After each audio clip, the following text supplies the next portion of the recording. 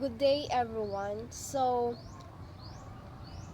We're going to discuss all about uses and gratifications theory. Uses and gratifications theory is a concept within the sociology of mass communication that examines the role of the audience in making decisions and setting goals when it consumes media products.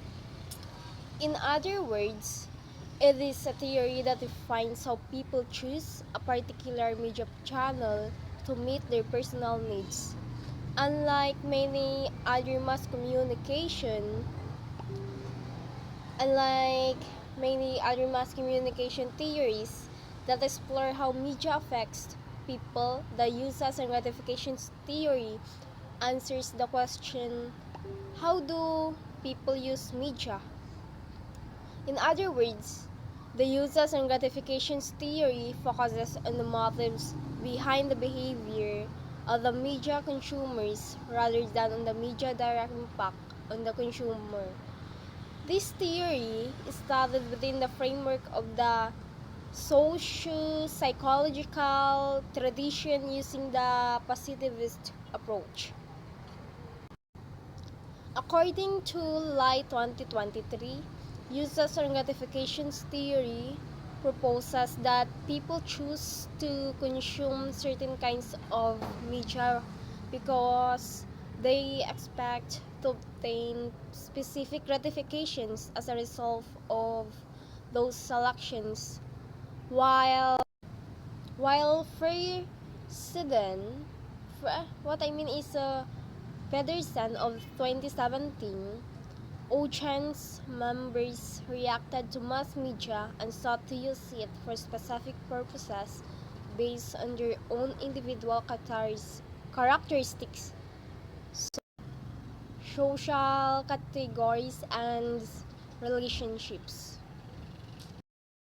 So, here is the some of examples of uses and gratifications theory. First, entertainment. People use media for entertainment purposes. They watch movies and TV shows or listen to music to relax and escape from their daily routine.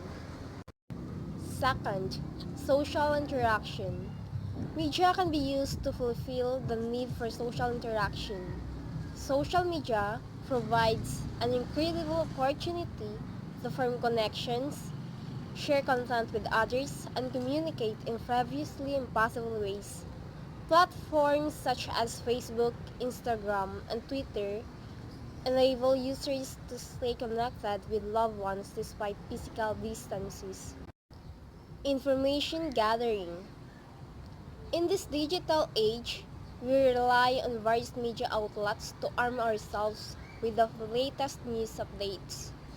Whether it's newspapers, television channels, or online platforms, people turn to these sources to stay in touch with world events. After all, knowledge is power. Fourth, personal identity formation, where media can be a powerful tool in helping individuals cultivate their identity. Through consuming different media forms, people can gain insight into their values and beliefs while exploring their interests, ultimately forming an understanding of who they are. And last, education. Utilizing media is an effective way to learn, whether watching informative documentaries, reading educational books, or even taking online courses. Many avenues are available to expand your knowledge. So, our our uses and gratifications theory consist consist of five examples. The the education, entertainment, social interaction, information gathering, and personal identity formation. So, here are the basic assumptions of uses and gratifications theory. is based on five basic assumptions developed by Bloomer, Katz, and Rizet, and later refined by McQuill and others. So, the first, active audience. Second, knowing audience. Third, competition for attention. Fourth, audience affects media producers. And last, audience creates media value. So, active audience. The audience actively participates in the media selection, driven by perceived goals and seeking to achieve them through media choices. While the audience, individuals take an initiative in associating its gratifications with media selection, showing awareness of the potential benefits of their chosen media and being less influenced by the media itself. It emphasizes the importance of subjective opinion over media depiction. Third, competition for attention. Media competes with other sources of gratification for audience attention, like as individuals have multiple interests and desires that require fulfillment. So, fourth, audience affects media producers.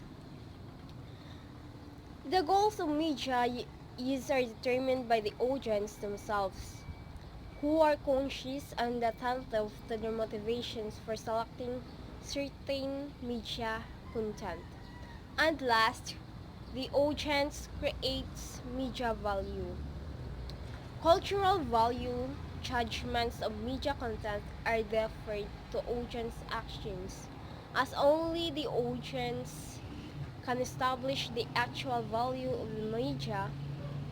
of the media content they consume based on their assessments and decisions according to Little Chan of 2021.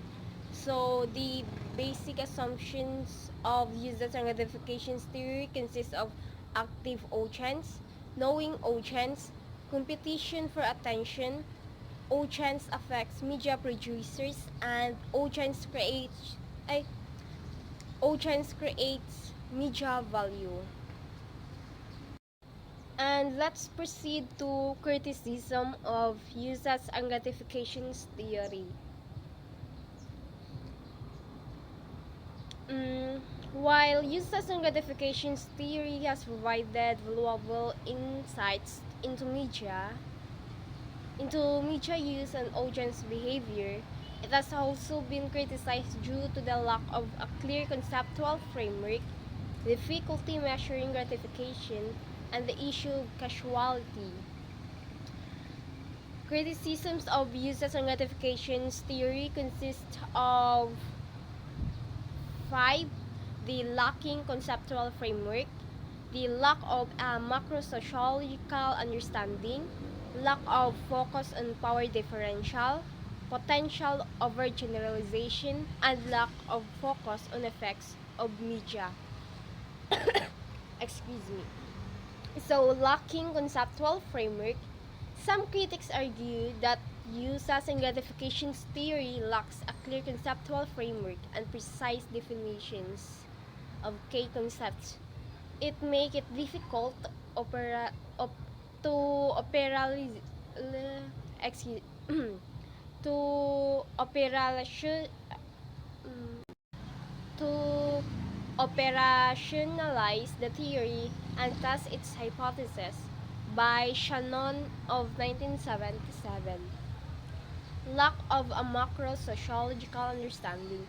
Users and gratifications theory focuses heavily on individual agencies and users' active role in selecting and using media. However, some believe that individualistic approach neglects media use broader social and cultural context. Lack of focus on power differential. Users and gratifications theory tends to overlook the role of power and inequality in shaping media use and access. Critics argue that users and gratifications theory fails to account for how structural factors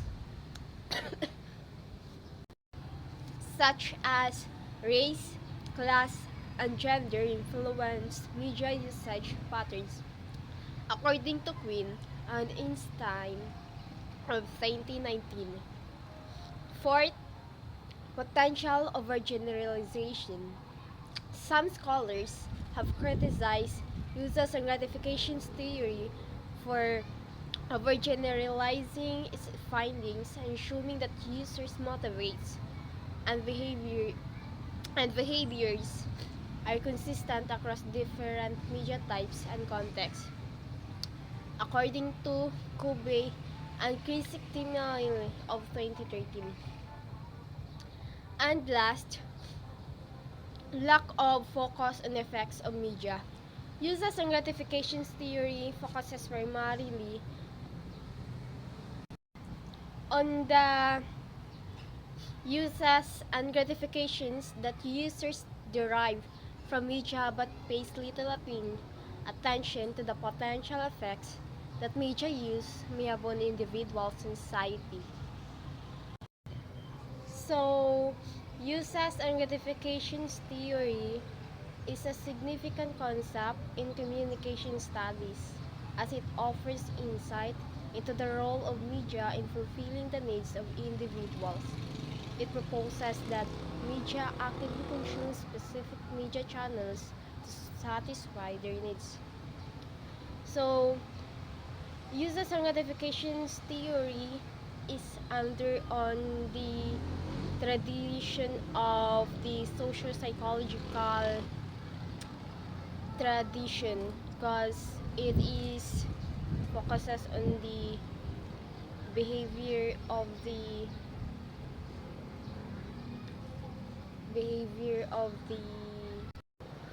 media consumers.